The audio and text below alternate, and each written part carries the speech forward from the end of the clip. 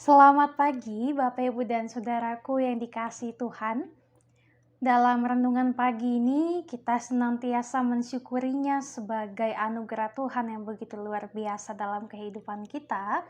Dan untuk itu mari berdoa. Sebelum kita merenungkan sabda kebenaran Tuhan, kita berdoa. Ya Bapa, kami siap untuk merenungkan kebenaran firman-Mu. Berkati urapi kami, supaya kami mampu untuk menjadi teladan dimanapun kami boleh berada, dan kami mampu untuk memahami apa maksud Tuhan bagi kami sekalian. Berfirmanlah ya Bapa, karena kami semua telah siap sedia untuk merenungkan sabda kebenaran firman-Mu. Demi Kristus Yesus firman yang hidup, kami berdoa. Amin. Bacaan Alkitab kita di pagi hari ini dari Injil Lukas pasal 13. Injil Lukas pasal 13 ayat yang pertama sampai dengan ayat yang kelima. Firman Tuhan. Pada waktu itu datanglah kepada Yesus beberapa orang membawa kabar tentang orang-orang Galilea yang darahnya dicampurkan Pilatus dengan darah korban yang mereka persembahkan. Yesus menjawab mereka, "Sangkamu orang-orang Galilea ini lebih besar dosanya daripada dosa semua orang Galilea yang lain, karena mereka mengalami nasib itu. Tidak, kataku kepadamu, tetapi jikalau kamu tidak bertobat, kamu semua akan binasa atas cara demikian. Atau sangkamu ke-18 orang yang mati ditimpa menara dekat Siloam lebih besar kesalahannya daripada kesalahan semua orang lain yang diam di dalam Yerusalem? Tidak, kataku kepadamu. Tetapi jikalau kamu tidak bertobat, kamu semua akan binasa atas cara demikian." Demikian pembacaan Alkitab, terpujilah Kristus, haleluya.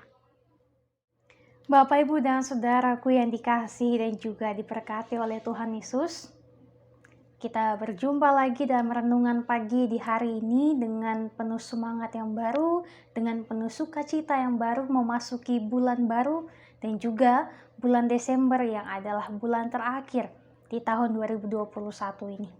Dan saat ini pun kita semua sedang berada dalam masa-masa Advent, masa-masa penantian akan kedatangan Juru Selamat bagi kita sekalian. Nah, Bapak, Ibu, dan saudaraku yang dikasihi Tuhan, bacaan Alkitab kita di pagi hari ini bertema bertobat atau binasa. Berbicara tentang pertobatan, sudah banyak sekali pastinya kita telah mendengar cerita-cerita tentang pertobatan seseorang. Bahkan di dalam Alkitab banyak sekali cerita-cerita mengenai pertobatan. Salah satunya adalah kisah yang sangat kita kenal pastinya, yaitu kisah pertobatan Rasul Paulus dari jahat menjadi baik, dari yang memburu Kristen menjadi penyebar kasih Kristen. Dan juga dalam kehidupan kita sehari-hari ada banyak sekali kita melihat bagaimana seorang penjahat yang kemudian bertobat setelah mengalami berbagai macam pergumulan dalam hidupnya. Setiap orang yang pernah kecanduan narkoba kemudian ditangkap, dan setelah itu ia kemudian bertobat. Karena ketika ia melihat kehidupannya bahwa ternyata kehidupannya begitu dipenuhi dengan anugerah Tuhan. Kisah pertobatan juga yang menurut saya menarik perhatian dan juga memberikan banyak makna kehidupan, yaitu mengenai kisah salah satu artis Indonesia, yaitu Sheila Marcia. Saya pernah menonton di salah satu channel YouTube, ia pernah mengatakan bahwa pada saat dirinya tergoda oleh berbagai macam hal dengan mabuk-mabukan, narkoba, bahkan ia sampai masuk ke dalam penjara. Dan ketika ia memaknai bahwa hidupnya ternyata masih disertai oleh Tuhan, kemudian ia berpikir bahwa kok selama ini saya masih dikasihi Tuhan, padahal sudah melakukan banyak hal yang jahat. Kok teman-teman saya yang lainnya, ia berkata bahwa teman-temannya itu tetap terjerumus di dalam situ, tetapi Tuhan selalu memberikan hukuman dan juga mengangkat ia kembali. Dan disitulah Sheila Marcia ini kemudian ia berkata bahwa ia merasakan bahwa Tuhan ternyata sungguh hadir dalam kehidupannya. Sehingga kemudian ia menjadi lebih dekat lagi kepada Tuhan, ia mencoba mengendalikan nafsu duniawinya sehingga kehidupan yang sekarang pun terlihat lebih baik lagi, terlihat lebih penuh semangat karena ia semakin mendekatkan dirinya kepada Tuhan. Bapak, Ibu, dan Saudara yang dikasihi Tuhan, seperti itulah juga yang Tuhan inginkan kepada kita sekalian. Dari berbagai contoh-contoh tadi, kita diperlihatkan bahwa seberapa besar pun kesalahan kita, seberapa besar pun kita membuat sesama kita kecewa, bahkan Tuhan kecewa, tetapi Tuhan tidak pernah meninggalkan kita. Tuhan tidak akan pernah membiarkan kita. Maka saat ini Bapak, Ibu, dan Saudaraku yang dikasihi Tuhan, di masa-masa penantian ini, di masa-masa Advent ini, mari kita merenungkan diri kita masing-masing.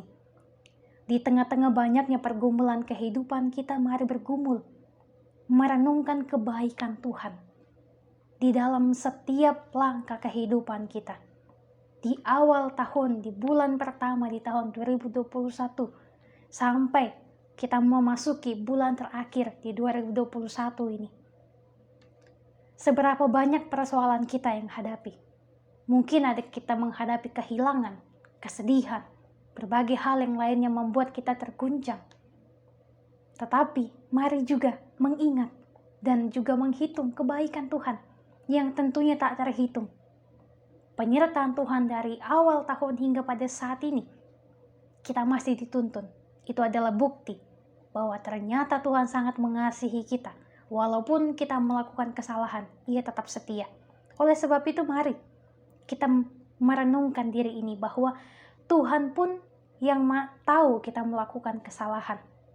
Kita masih dijaga Tuhan.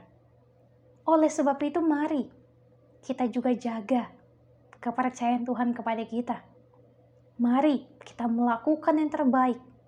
Dan kita memikirkan bahwa Tuhan pun bisa menganugerahkan berkat kepada kita yang hanyalah manusia biasa yang sering melakukan kesalahan. Dan apa yang harus kita lakukan untuk membalas kebaikan Tuhan? Yaitu dengan senantiasa mengusahakan yang terbaik sesuai dengan apa yang menjadi kehendak Tuhan. Mengusahakan kebaikan, mengusahakan berbagai hal supaya kita dapat menjadi berkat dimanapun kita boleh berada. Nah, Bapak, Ibu, dan Saudaraku, kedatangan Tuhan Yesus mau menyadarkan kita bahwa manusia yang berdosa butuh pertobatan dalam hidupnya. Kita tidak boleh membuka ruang untuk menghakimi seseorang pada saat ia melakukan kesalahan.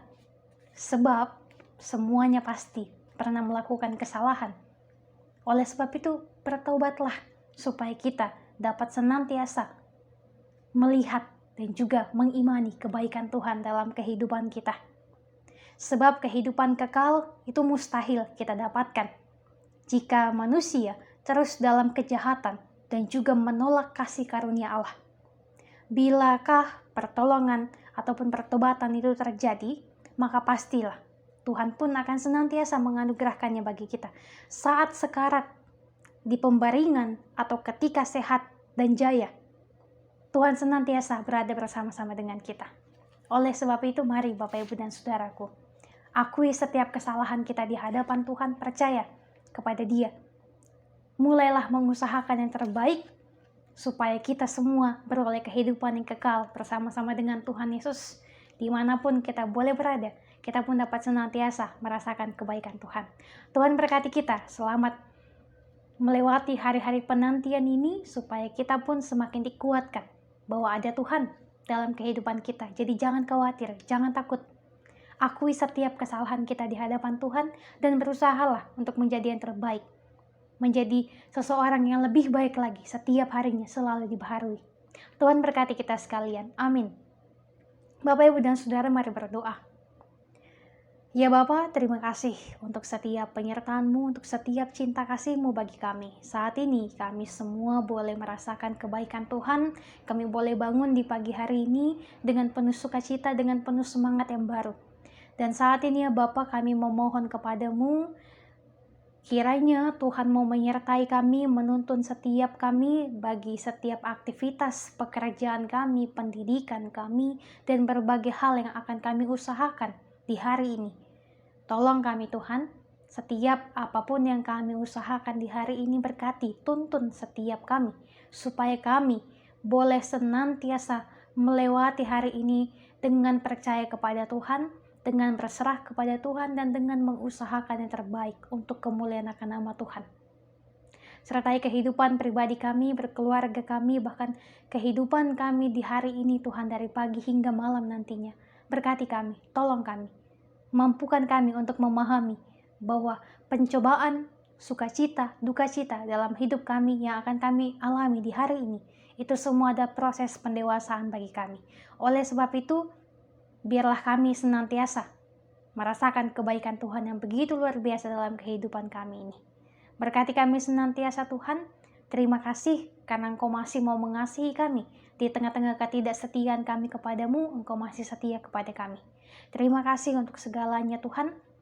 Kiranya kami dapat mampu untuk melakukan yang terbaik, untuk senantiasa mau menyenangkan hati Tuhan. Ini kami, ini syukur kami, ini doa kami. Dalam nama Tuhan Yesus kami serahkan hidup kami di hari ini hanya ke dalam tangan pengasihan-Mu saja.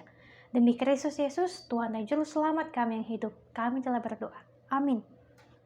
Bapak, Ibu, dan Saudaraku, terima kasih. Sampai berjumpa di renungan-renungan selanjutnya. Tetap jaga kesehatan, selamat beraktivitas. Tuhan berkati kita sekalian.